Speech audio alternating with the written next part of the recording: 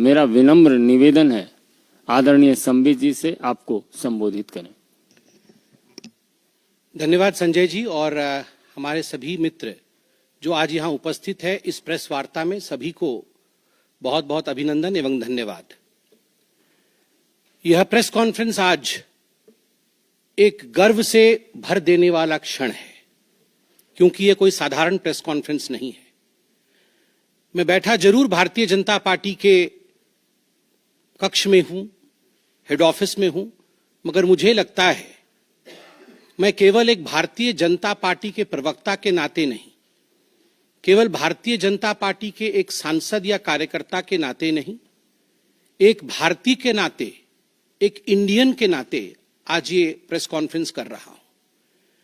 क्योंकि जिस प्रकार का टेरर डेमोलिशन, जिस प्रकार आतंकवाद का खात्मा बीते कुछ दिनों में हमने भारतवर्ष में देखा है, भारतवर्ष ने जिस प्रकार से पाकिस्तान में आतंकी अड्डों को ऑपरेशन सिंदूर के माध्यम से समाप्त किया है, वह अपने आप में पूरे विश्व में एक संदेश भेजता है, एक निर्णायक संदेश।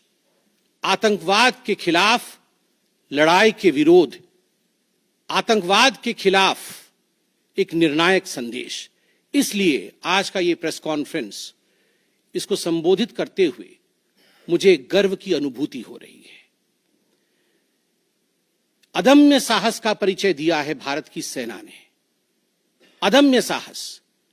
आज भारतीय जनता पार्टी और हम सभी कार्यकर्ता, आज सारा भारत धन्यवाद करता है भारत की आर्मी का, भारत की सेना का, भारत की एयरफोर्स का, भारत की नेवी का और उन तमाम जाबाज सेनानियों का जिनके कारण आज ऑपरेशन सिंदूर सफल हुआ है। अगर सही मायने में देखा जाए तो ऑपरेशन सिंदूर और उसके विषय में पूरा हिंदुस्तान आज जानता है, क्योंकि कई प्रेस कॉन्फ्रेंसेस हुए। कल भी तीनों डीजीएमओ ने मिलकर के देश को संबोधित किया और तमाम तथ्य जो देश जानना चाहता था उसे उन्होंने हमारे समक्ष रखा। मगर मुझे लगता है कि एक आम नागरिक के भाषा में, बहुत साधारण भाषा में आज मैं आपको बताना चाहूंगा कि ये जो ऑपरेशन सिंदूर हुआ है, किस प्रकार से इससे हिंदुस्तान आतंकवाद के खिलाफ लड़ने में एक निर्णायक भूमिका हिंदुस्तान ने अदा किया है। आप सभी जानते हैं 22 तारीख का वो दिन, that unfortunate day on 22nd of April, जब पहलगाम में 26 लोगों का नृशंस हत्या कर दिया गया था आतंकवादियों द्वारा। वह आतंकवादी जो पाकिस्तान से आए थे, वह आतंकवादी जो पाकिस्तान द्वारा प्रशिक्षित किए गए थे, आतंकवादियों द्वारा प्रशिक्षित किए गए थे। उनमें 25 भारतीय थे और एक नेपाली नागरिक था। प्रधानमंत्री श्री नरेंद्र मोदी उस समय विदेश दौरे में थे, सऊदी अरब में थे। प्रधानमंत्री नरेंद्र मोदी तुरंत भारत लौट के आते हैं और उन्होंने जनता की बात को सुना। जनता ने उस समय एक मांग रखी कि आतंकवाद के ऊपर हमला हो, हमें बदला लेना है पहलगाम के इस आतंकवादी हमले का।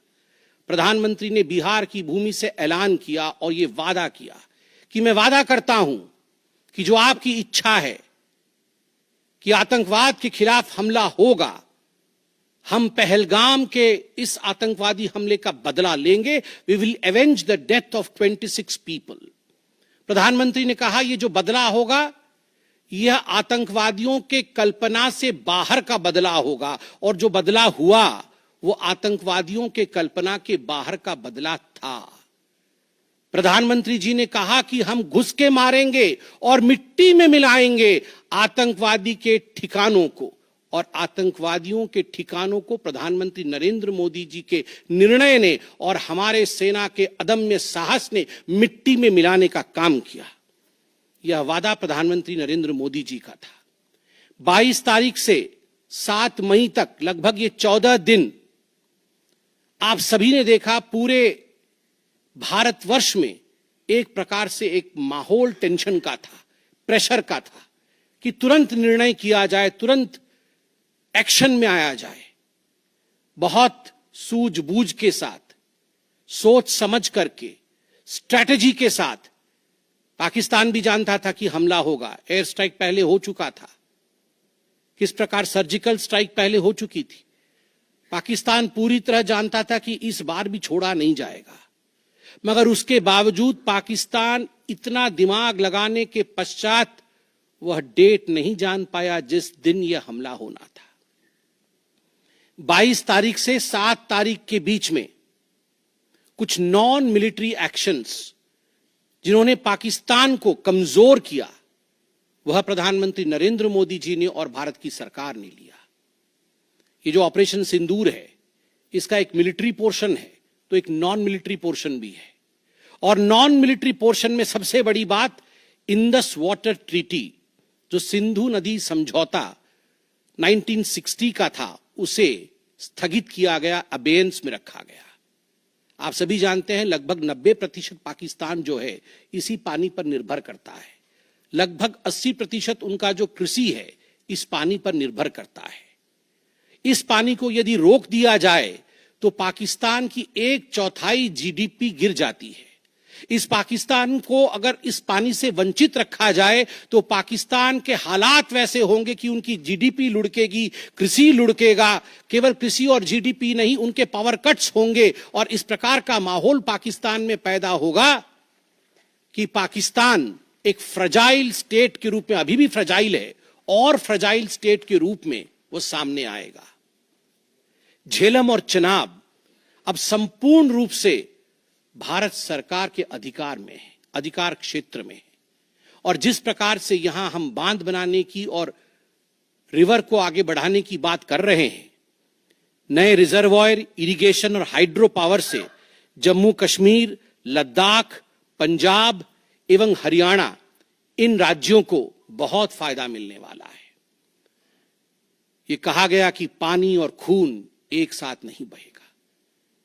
मित्रों, जरा सोच के देखिए, 50 वर्षों तक जो संभव नहीं हुआ था, किसी भी युद्ध में यह संभव नहीं हुआ था कि इंडस वाटर ट्रीटी को रोक दिया जाए। जो संभव नहीं हुआ था वह असंभव काम संभव हुआ इस बार।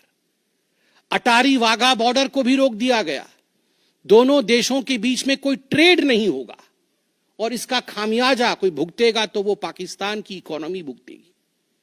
इसके साथ ही जिन लोगों के पास पाकिस्तान का वीजा था और वो हिंदुस्तान में, पाकिस्तान के नागरिक जो हिंदुस्तान के वीजा के साथ भारतवर्ष में रह रहे थे, उन सब को बाहर निकाला गया। पाकिस्तान का कोई भी आर्टिस्ट, कोई भी परफॉर्मेंस वो भारतवर्ष में नहीं हो सकता है। इस प्रकार के कड़े प्रतिबंध पाकिस्तान के ऊपर लगाए गए। माननीय प्रधानमंत्री श्री नरेंद्र मोदी जी ने लगभग 20 देशों के राष्ट्राध्यक्षों से सीधी बातचीत की। How to isolate Pakistan, how to fight against terrorism. और सबसे बड़ी बात है, तमाम देशों ने भारत का समर्थन किया। सऊदी अरब, यूएई, यूएस, आप सोचिए, इस्लामिक वर्ल्ड के बड़े देश हैं सऊदी अरब और यूएई, इन्होंने भारतवर्ष का पूर्णतः समर्थन किया। जिस समय पहलगाम का हमला हुआ था, माननीय प्रधानमंत्री सऊदी अरब में थे। सऊदी अरब के अपने दौरे को जब वो छोड़ के आए, तब उनको वहां एश्योरेंस दिया गया कि आप जाइए, हम आपके साथ खड़े हैं, वी सपोर्ट यू, हम टेरर के खिलाफ आपके साथ कंधे से कंधा मिला के लड़ेंगे। Pakistan was isolated. ये जो नॉन मिलिट्री एक्शन लिया गया, आज मैं कहना चाहता हूं कि 50 वर्षों से भी अधिक समय तक जो टूल्स कभी इस्तेमाल नहीं किए गए थे, जिस क्षेत्र में भारतवर्ष कभी नहीं गया था, वह टूल्स इस्तेमाल किए गए। और अपने आप में भारत के लिए यह बहुत बड़ी बात है। बहुत बड़ी बात है कि इंडस वाटर ट्रीटी को रोका गया। 20 से अधिक देशों का समर्थन, आतंकवाद के खिलाफ एक निर्णायक हमले की तैयारी। और 6 और 7 मई 2025 उस रात निर्णायक हमला होता है आतंकवाद के ऊपर। सभी जानते हैं कि 9 आतंकवादी ठिकाने जो पीओजेके में थे और पाकिस्तान में थे, उन्हें ध्वस्त किया गया। यह ऑपरेशन सिंदूर एक बहुत बड़ा दायरा तय करता है। इसने पूरे विश्व को दिखाया कि भारतवर्ष क्या कर सकता है। ऑपरेशन सिंदूर ने दिखाया कि केवल एलओसी नहीं, इंटरनेशनल बॉर्डर के पार जाके भी भारत पाकिस्तान के अंदर किसी भी टारगेट को प्रिसाइसली उस पर हमला कर सकता है और आतंकवाद के खौफ को समाप्त कर सकता है। इस पूरे ऑपरेशन का लक्ष्य क्या था, इसे समझने की आवश्यकता है। लक्ष्य क्या था? क्या हमने लक्ष्य की पूर्ति की? What was the aim of Operation Sindoor? Did we achieve what we aimed for? क्या लक्ष्य था? नंबर 1 लक्ष्य था आतंकवादी ठिकाने जो दूर दराज इलाके में है पाकिस्तान में, जहां आज तक कोई नहीं पहुंच पाया, जहां आज तक पाकिस्तान के आतंकवादियों को लगता था कि वो सुरक्षित हैं, वहां तक पहुंचना यह लक्ष्य था।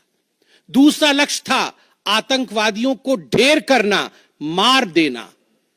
तीसरा लक्ष्य था इन टारगेटों को जमींदोज करना, उन्हें मिट्टी से मिला देना। चौथा लक्ष्य था इस पूरे काम को करते हुए कोई भी सिविलियन, उसके ऊपर किसी प्रकार से कोई इंजुरी नहीं होना। और अंतिम लक्ष्य था किसी प्रकार के मिलिट्री, जो पाकिस्तान का मिलिट्री या सैन्य बेस हो, उसके ऊपर हमला नहीं करना। अर्थात यह लड़ाई आतंकवाद के खिलाफ थी। यह लक्ष्य था ऑपरेशन सिंदूर का। This was a fight against terrorism and terrorists. क्या हम लक्ष्य को पा पाए? आप देखिए, जब यह हमला हुआ तो 9 ठिकाने ध्वस्त हुए, उनमें 5 पीओजेके में थे, पाक ऑक्यूपाइड जम्मू कश्मीर में, और 4 पाकिस्तान में थे। सबसे बड़ी बात है, पहली बार पंजाब प्रोविंस, जो कि पाकिस्तान का एक बहुत स्ट्रेटेजिक लोकेशन है, पंजाब प्रोविंस उनका हृदय है पाकिस्तान का, उसके अंदर भारतवर्ष घुस करके आतंकवादियों का सफाया करता है। यह अपने आप में छोटी बात नहीं है। This is a big achievement as far as Operation Sindoor is concerned. Lashkar-e-Taiba, Jaish-e-Mohammed, Hizbul Mujahideen, इनके ठिकाने ध्वस्त होते हैं। और मैं यहां वो नाम पढ़ना चाहूंगा। ये जो 9 नाम है, 9 आतंकवादी ठिकाने, मैं आज देश से अपील करना चाहूंगा, तमाम भारतीयों से अपील करना चाहूंगा कि ये नाम हमें स्मरण करना है। आने वाले 100 वर्षों तक हमें इन नामों को याद दिलाते रहना है, दोहराना है। जब भी आतंकवाद सर उठाए तो हमें ये चित्र दिखाने हैं कि तुम्हारा क्या हश्र किया था ऑपरेशन सिंदूर ने, भारत की सेना ने, भारत की राजनीतिक इच्छा शक्ति ने और भारतीयों ने। इसलिए मैं नाम पढ़ना चाहूंगा। सवाई नाला कैंप मुजफ्फराबाद, जो पीओजेके में है, 30 किलोमीटर दूर है एलओसी से, उसे ठिकाना लगाया गया। लश्कर-ए-तैयबा का ट्रेनिंग सेंटर था। 20 अक्टूबर 2024 सोनमर्ग में और 24 अक्टूबर 2024 गुलमर्ग में जो आतंकी हमले हुए थे, उसमें यहां से आतंकवादी आए थे। और सबसे बड़ी बात, 22 अप्रैल 2025 को जो आतंकवादी आकर पहलगाम में हमारे नागरिकों को मार के गए थे, हमारी बहनों के माथे से जिन्होंने सिंदूर पोंछने का काम किया था, उनका प्रशिक्षण भी इसी केंद्र में हुआ था, सवाई नाला कैंप मुजफ्फराबाद। सैयदाना बिलाल कैंप मुजफ्फराबाद, ये जैसे मोहम्मद का ट्रेनिंग सेंटर था, ये दूसरा कैंप जो ध्वस्त हुआ। गुलपुर कैंप कोटली, ये एलओसी से 30 किलोमीटर दूर था, लश्कर-ए-तैयबा का बेस था। और 20 अप्रैल 2023 को पुंछ में, 9 जून 2024 को जो तीर्थ यात्री को बस में हमला करके मारने का काम किया था आतंकवादी, यहां गुलपुर कैंप से आए थे जो कोटली में है, उसे ध्वस्त किया गया। बरनाला कैंप बिरगढ़, बरनाला कैंप जो 9 किलोमीटर दूर है एलओसी से, उसे समाप्त किया गया। अब्बास कैंप कोटली जो 13 किलोमीटर दूर है एलओसी से, लश्कर-ए-तैयबा का फिदाइन सेंटर है और 15 आतंकवादियों को एक साथ ट्रेन कर सकता है, उसे ध्वस्त करके गिराया गया। सरजाल कैंप सियालकोट अंतर्राष्ट्रीय सीमा से 6 किलोमीटर दूरी पर है, इंटरनेशनल बॉर्डर से। सांबा कठुआ के सामने है और मार्च 2025 में जम्मू और कश्मीर पुलिस के 4 जवान शहीद हुए थे। उनको मारने का काम इन्हीं आतंकवादियों ने किया था जो सरजाल कैंप से आए थे सियालकोट के। उस कैंप को ध्वस्त कर दिया गया। महमूना जाया कैंप सियालकोट, जो कि 12 से 18 किलोमीटर इंटरनेशनल बॉर्डर से दूर है, मैं एलओसी की बात नहीं कर रहा हूं, इंटरनेशनल बॉर्डर से, और हिजबुल मुजाहिदीन का अड्डा है, बहुत बड़ा कैंप है। कठुआ और जम्मू क्षेत्र में जो भी आतंकवादी गतिविधि होती है, सियालकोट के इस मजनूमा जाया कैंप से आतंकवादी भेजे जाते हैं। भारतवर्ष ने उसे ध्वस्त किया। मरकज तैयबा मुरीद के, जो कि अंतर्राष्ट्रीय सीमा से 18 से 25 किलोमीटर दूर है। 2008 के मुंबई का जो हमला हुआ था, 26/11 के नाम से जिसे हम जानते हैं, उसमें जो आतंकवादी आए थे, अजमल कसाब और डेविड हेडली, उनकी ट्रेनिंग मरकज तैयबा मुरीद के में हुआ था। और आज मैं फक्र के साथ कह सकता हूं, गर्व के साथ कह सकता हूं कि भारत की सेना ने, भारत की राजनीतिक इच्छा शक्ति ने और भारतीयों ने मरकज तैयबा मुरीद के को ध्वस्त किया है, समाप्त किया है। मरकज सुभान अल्लाह बहावलपुर इंटरनेशनल बॉर्डर से 100 किलोमीटर की दूरी पे है। विश्व में किसी ने ऐसा नहीं सोचा होगा, पाकिस्तान ने तो सपने में भी नहीं सोचा होगा कि भारत की सेना के पास, भारत की एयरफोर्स के पास और भारत के राजनेताओं के पास ऐसी इच्छा शक्ति होगी कि इंटरनेशनल बॉर्डर से 100 किलोमीटर दूर घुस के वो हमारे आतंकी अड्डे को ध्वस्त कर सकते हैं। मरकज सुभान अल्लाह, जो कि जैशे मोहम्मद का मुख्यालय था, उस मुख्यालय को भारत की वायुसेना ने ध्वस्त किया। यह कोई छोटा विषय नहीं है।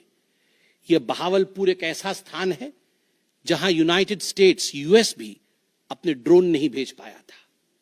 उस जगह पे भारत घुस के मारता है। आज का भारत, आज का नया भारत यही है। ये नाम, जो 9 नाम मैंने पढ़े, हमें याद रखने चाहिए, मगर उन नामों के साथ मैं कुछ और भी बताना चाहता हूं। जो आतंकवादी मारे गए, एक लक्ष्य था आतंक के ठिकानों को, आतंक के अड्डों को सफाई करना, ध्वस्त कर देना। दूसरा लक्ष्य था ऑपरेशन सिंदूर का, आतंकवादियों को चुन चुन कर मारना, उन्हें मिट्टी में मिलाना। 100 से अधिक आतंकवादी मारे गए, 100 से अधिक। मैं कुछ आतंकवादियों के नाम पढ़ता हूं जिनको कि हम डिस्कस करते थे डिबेट्स में, टीवी पे, यूएन में, जिनको कि यूएस ने भी कंडेम कर रखा था। मैं नाम पढ़ रहा हूं। मुदस्सर कादियान खास उर्फ मुदस्सर उर्फ अबू जुंदाल। अबू जुंदाल नाम से हम जानते थे इस आतंकवादी को, और जो लश्कर तैयबा का आतंकवादी था, वो मरकज तैयबा का जो मुरीदके में है, उसका इंचार्ज था। जब वो मरा तो उसके गार्ड ऑफ ऑनर, उसका जो जनाजा निकला, उसमें पाकिस्तान के आर्मी के अधिकारी थे, पाकिस्तान आर्मी के चीफ थे, पंजाब सीएम मरियम नवाज भी उसमें रही। आप सोचिए, ये एक सरकारी जमीन पर हुई और तमाम बड़े लोग, सरकारी लोग पाकिस्तान के उसमें शामिल हुए, जिससे कि यह सिद्ध होता है कि terror and the sponsors of terror are hand in glove together. आतंकवादी और जो आतंकवादियों को बढ़ावा देने वाले, वो एक साथ काम करते हैं। दूसरा, हाफिज मोहम्मद जमील, ये जैशे मोहम्मद का आतंकवादी है। ये ब्रदर इन लॉ, साला था मौलाना मसूर अजहर का, और इंचार्ज था मरकज सुभान अल्लाह बहावलपुर का, वह भी मारा गया। तीसरा आतंकवादी मोहम्मद यूसुफ अजहर उर्फ उस्ताद जी उर्फ मोहम्मद सलीम उर्फ घोशी साहब, जैसे मोहम्मद का नामी आतंकवादी, और यह भी मौलाना मसूद अजहर से जुड़ा हुआ था, और यह वेपन ट्रेनिंग देता था जैशे मोहम्मद का। और सबसे बड़ी बात, IC-184 के हाईजैकिंग में इसका हाथ था। IC-814 IC-814 के हाईजैकिंग में इसका हाथ था, वह भी मारा जाता है। चौथा आतंकवादी खालिद उर्फ अबू अक्स का। खालिद ये लश्कर तैयबा का आतंकवादी था, फैसलाबाद में मारा गया और वहां उसका फ्यूनरल होता है। अब मैं ये तस्वीर दिखाना चाहूंगा, आप ये तस्वीर देखिए। ये तस्वीर कोई साधारण तस्वीर नहीं है, यह तस्वीर है उन आतंकवादियों का जिनका जनाजा निकला। और इस तस्वीर में मैं दिखाना चाहूंगा कि ये जो खड़ा है सामने व्यक्ति, इस व्यक्ति का नाम है, ये LET का कमांडर है, लश्कर तैयबा का कमांडर है अब्दुल रऊफ। अब्दुल रऊफ जो खुद एक स्पेशली डेजिग्नेटेड ग्लोबल टेररिस्ट, जिसको यूएस के ट्रेजरी बेंच ने डेजिग्नेट कर रखा है, अमेरिका के ट्रेजरी बेंच ने इसे आतंकवादी घोषित कर रखा है, वह सामने खड़ा है जनाजे में। और उसके पीछे जो खड़े हैं, मैं एक एक करके नाम पढ़ता हूं।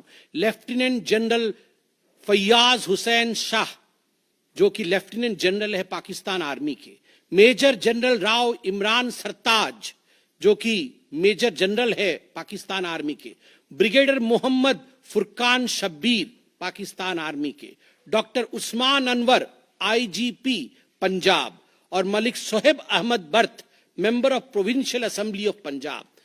ये बड़े बड़े लोग, तथाकथित सरकार के बड़े बड़े लोग पाकिस्तान के आतंकवादियों के जनाजा में शामिल होने आए हैं। और जनाजे को लीड कर रहा है एक आतंकवादी, डेजिग्नेटेड आतंकवादी। और आप देखिए ये बिफोर और आफ्टर, ये जितने भी मैंने आपको अभी आतंकवादी ठिकानों का नाम बताया, किस प्रकार उनकी परिस्थिति थी और क्या उनकी परिस्थिति हुई, यह इस तस्वीर से हम देख सकते हैं। तो उद्देश्य मैं बता रहा था, ऑपरेशन सिंदूर का उद्देश्य बहुत स्पष्ट था। उसका उद्देश्य था आतंकवाद के ठिकाने को ध्वस्त करना, आतंकवादियों को मारना और आतंकवाद के खिलाफ एक संदेश भेजना, और उसमें हम सफल हुए। पहली बार एक बात पूरे विश्व ने देखा कि पाकिस्तान का हर इंच भारत के पहुंच के अंदर है। कोई कोना पाकिस्तान का ऐसा नहीं है जो भारत के पहुंच से बाहर हो। और आप सोच के देखिए, पाकिस्तान का एयर डिफेंस सिस्टम फेल हो जाता है। पाकिस्तान का एयर डिफेंस सिस्टम फेल हो जाता है जिस समय 6 और 7 के रात के बीच ये पूरी कार्यवाही हो रही थी। रफाल विमान द्वारा स्काल्प और हैमर मिसाइल्स के माध्यम से 23 मिनट के अंदर, 23 मिनट्स के अंदर एक विंडो था, जिस विंडो के अंदर ये 9 के 9 आतंकवादी ठिकाने उन्हें ध्वस्त कर दिए गए। 23 मिनट में पूरा विश्व ने देखा कि भारत क्या कर सकता है। मुझे लगता है पूरे विश्व में इस प्रकार से 23 मिनट के अंदर इतने प्रेसिशन के साथ आतंकवादी ठिकानों पर हमला किसी देश ने पहले किया होगा। और जब यह पूरा एक्सरसाइज समाप्त हुआ, उसके बाद जब हमारे MEA ने, हमारी आर्मी ने प्रेस कॉन्फ्रेंस किया, तो उसमें कुछ 4 शब्द बहुत महत्वपूर्ण थे। वो 4 शब्द हैं controlled, precise, measured, non escalatory. हमने ये जो 9 अड्डे ध्वस्त किए वो कंट्रोल्ड तरीके से ध्वस्त किए। प्रिसाइज, कोई सिविलियन अड्डा या कोई मिलिट्री टारगेट नहीं था, प्रिसाइज टारगेट था, आतंकवादी ठिकाने, उनको ध्वस्त कर दिए। मेजर्ड, जितना ध्वस्त करना था उतना ध्वस्त किया, उसके अगल बगल के किसी स्ट्रक्चर को ध्वस्त नहीं किया। जहां आतंकवादी थे उनके ठिकाने में घुस के उनको मार के निकले। और नॉन एस्केलेटरी मतलब युद्ध को बढ़ाने वाला नहीं, नॉन एस्केलेटरी, क्योंकि the primary escalation was Pahalgam. जो मूल एस्केलेशन था वो 22 अप्रैल को पहलगाम में पाकिस्तान ने किया था, हमने रिएक्ट किया नॉन एस्केलेटरी। ये 4 शब्द अपने आप को परिभाषित करते हैं कि ऑपरेशन सिंदूर का लक्ष्य क्या था। ऑपरेशन सिंदूर का जो लक्ष्य था, ऑपरेशन सिंदूर ने उसे 100% पूर्ण किया, 100% पूर्ण किया।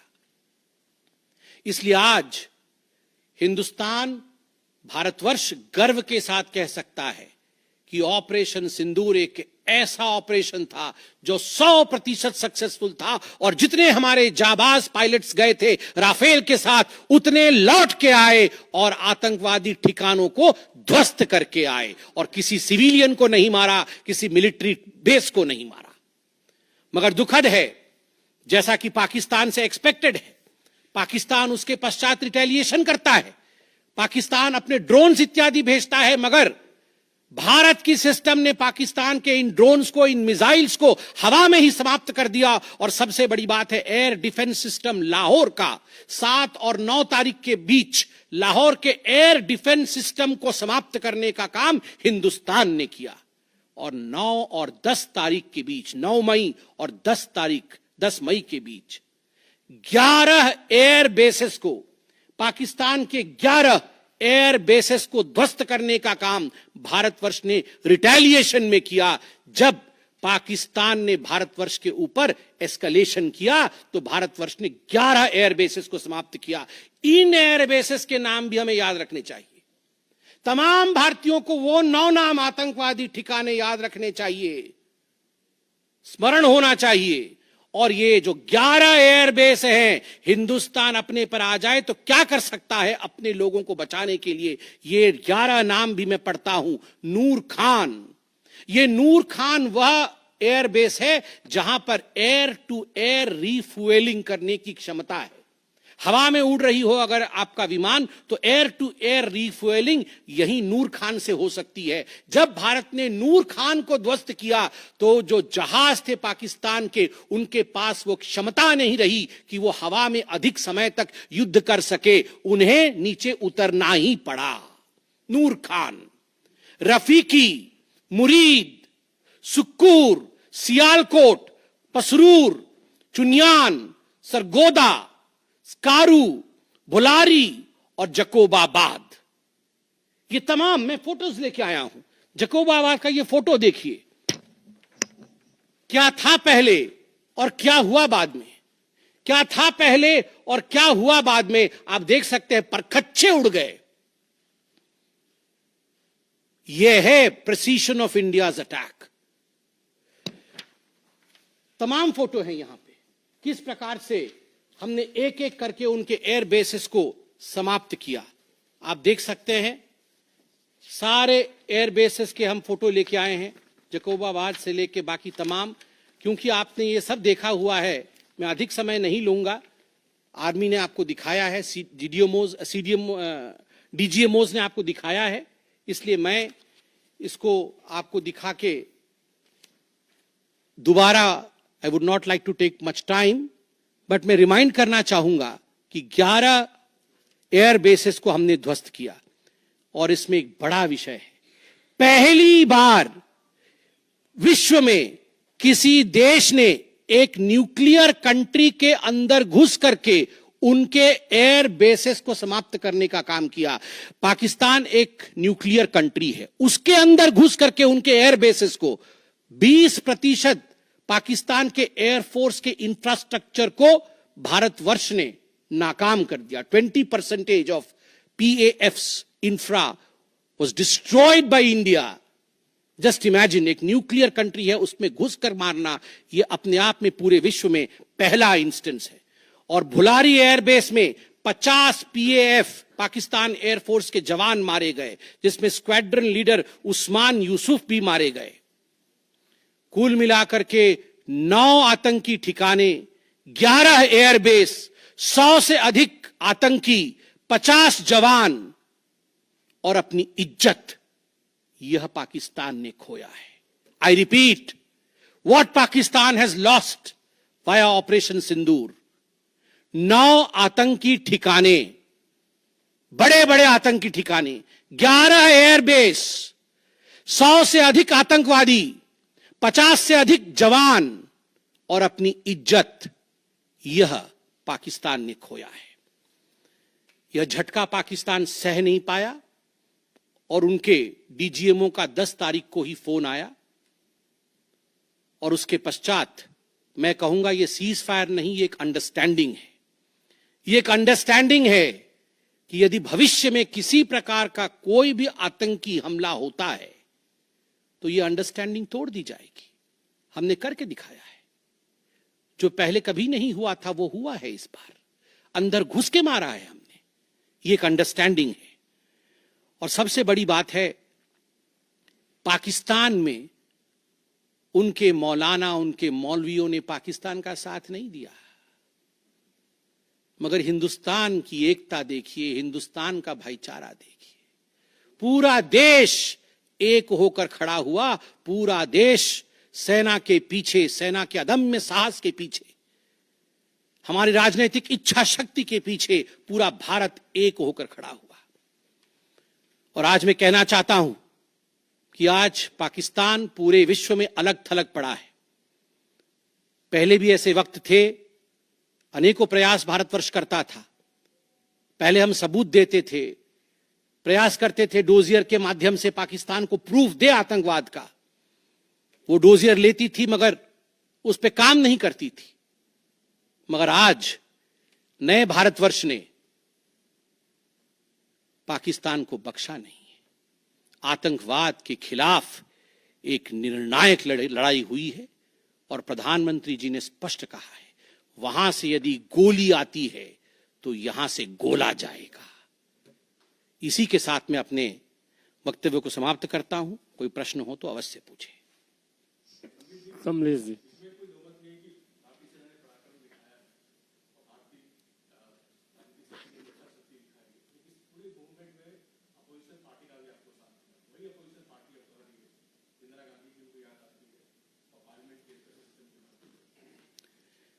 देखिए, मुझे लगता है आज का दिन पूरे भारत का दिन है।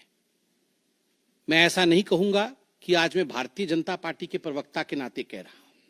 मैंने शुरू में ही कहा था, आज मैं भारतवर्ष के एक साधारण नागरिक के रूप में जो अदम्य साहस हमारे सेना ने दिखाया है उसका विवरण किया। पाकिस्तान ने क्या खोया है और हिंदुस्तान ने क्या पाया है वो मैंने आपको दिखाया है। इसमें तमाम पॉलिटिकल पार्टी ने एकजुटता दिखाई। यह भी अपने आप में एक बहुत बड़ी अचीवमेंट है, बहुत बड़ी बात है। और आज मैं नहीं चाहता हूं मैं किसी की आलोचना करूं। और मैंने कहा कि विगत दिनों में वह भी एक प्रयास था जहां हम प्रूफ देने की कोशिश करते थे, हम डोजियर इत्यादि देते थे। हम 26/11 भी हुआ था, उस समय भी हमने प्रयास किया था कि हम पाकिस्तान को समझाएं कि देखो तुम्हारे आतंकी आके क्या कर रहे हैं हमारे देश में। मगर पाकिस्तान मानता नहीं था। पाकिस्तान को लगता था कि they can take India for granted. मगर अब परिस्थिति बदले हुए हैं। अब कोई हिम्मत नहीं कर सकता है इंडिया के ऊपर आंख उठा के देखने का। आमोद राय।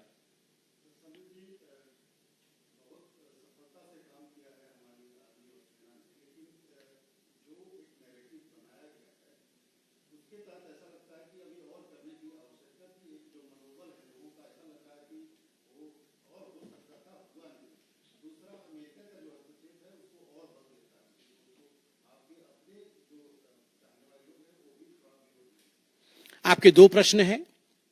पहला प्रश्न है कि बहुत सारी सफलताएं रहीं मगर लोगों के मन में और की इच्छा थी। दूसरा प्रश्न हस्तक्षेप को लेकर है। मैं दोनों का सटीक उत्तर दूंगा। नंबर 1, मैंने आपको इस प्रेस कॉन्फ्रेंस के माध्यम से आरंभ में ही बता दिया कि ऑपरेशन सिंदूर का लक्ष्य क्या था। ऑपरेशन सिंदूर के जो लक्ष्य थे, जो लक्ष्य परिलक्षित थे, वो प्रधानमंत्री जी ने डे 1 को ही बता दिया था। आतंकवाद के ऊपर हमला, कल्पना से परे सजा आतंकवादियों को, चुन चुनकर मारना और उनके अड्डों को ध्वस्त करना। और सेना के अदम्य साहस ने यह करके दिखाया। आतंकवादी अड्डे ध्वस्त हुए, आतंकवादी मारे गए। यह हमारा परिलक्षित लक्ष्य था। हमने अपने लक्ष्य को प्राप्त किया। और जिस समय एस्केलेशन भी नहीं हुआ था उससे पहले ही हमने वो जो 4 शब्द प्रयोग किए जिसका मैंने यहां विवरण रखा कि कंट्रोल्ड था, मेजर्ड था, प्रिसाइज था, नॉन एस्केलेटरी था, तो भारतवर्ष ने अपने लक्ष्य को पहले से ही निर्धारित किया हुआ था। इसलिए आपका यह कहना कि कुछ और होना था, मुझे लगता है कि हमने जो करना था वो हमने पहले भी कहा, करके भी कहा और उसे 100% हासिल किया। Operation Sindoor was 100% successful operation. 100% सफलतापूर्वक किया गया एक मुहिम था, एक ऑपरेशन था ऑपरेशन सिंदूर। जनेंद्र,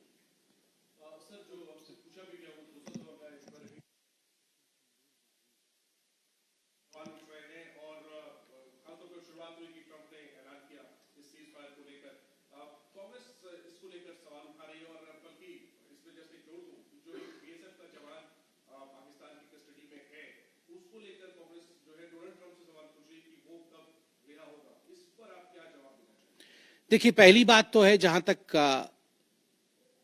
मध्यस्थता इत्यादि का विषय है, मैंने बहुत स्पष्ट रूप से कहा अभी, जितना मेरे डोमेन में नॉलेज है, और डीजीएमओज ने अपने प्रेस कॉन्फ्रेंस में एक बार नहीं कई बार कहा कि फोन हमारे डीजीएमओ को पाकिस्तान के डीजीएमओ का आया था। पाकिस्तान के डीजीएमओ ने कहा कि there should be some kind of stoppage, और चूंकि हमारा लक्ष्य पूर्ण हो चुका था, हम तो शुरू से ही एस्केलेशन के फेवर में नहीं थे, एस्केलेशन नहीं होना चाहिए था, नॉन एस्केलेटरी था। पाकिस्तान के डीजीएमओ ने फोन किया, दूसरे देशों का फोन, जहां तक दूसरे देशों का फोन आने का सवाल है, देखिए ऐसी परिस्थितियों में तमाम देश एक दूसरे को फोन करते हैं, सभी देश एक दूसरे को फोन करते हैं, क्या मदद कर सकते हैं, किस प्रकार से कूल डाउन हो सकता है, इस विषयों पर चर्चा होती है। भारतवर्ष यूक्रेन भी फोन करता है, भारतवर्ष रशिया भी फोन करता है, सब जगह फोन करते हैं, हर कोई एक दूसरे को फोन करता है। इसमें किसी प्रकार का मगर संशय नहीं है कि डीजीएमओ पाकिस्तान ने फोन किया भारतवर्ष के डीजीएमओ को सीज फायर डिमांड करते हुए, रिक्वेस्ट करते हुए, डिमांड नहीं रिक्वेस्ट करते हुए। और कोई प्रश्न? एक मिनट सर, एक मिनट दे दो, जवाब दे दूंगा।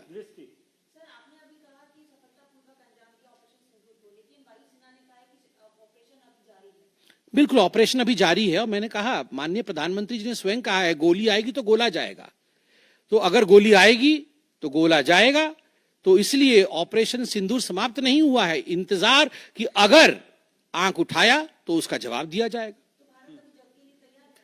देखिए, ये आपको क्या लगता है, इन प्रश्नों का जवाब कि जंग के लिए हमारी क्या तैयारी है, इसका जवाब प्रवक्ता देंगे। इसका जवाब तो जहां उचित फोरम में होना चाहिए वो देंगे।